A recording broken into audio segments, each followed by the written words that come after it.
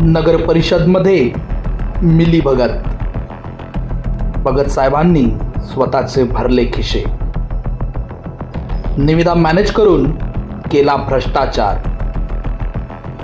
अपूर्ण कागदपत्रांवर कामाचे आदेश दिले कसे। महाराष्ट्र एंटरप्राइजेस काळ्या यादीत जाणार।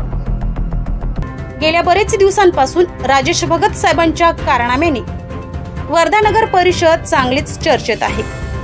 एक संपत नाही तर लगेच दुसरे कारस्थान पुढे येत असल्याने साहेबांनी किती खिसे भरले याचा अंदाज लावणे आता कठीण झाले आहे।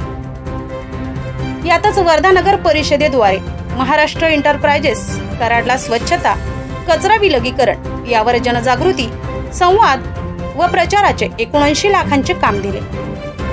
मात्र काम देताना भगत साहेबांनी जणू आपल्या जावायला काम देतोय असे डोळे मिटून काम दिले असे चित्र बघायला मिळत आहे। काम देताना देण्यात आलेल्या अटी व शर्तीची पूर्तता केली नसताना त्यावर चुकीचे व खोटे कागदपत्र महाराष्ट्र एंटरप्राइजेस कराडचे वैभव पाटील यांनी जमा केलेत।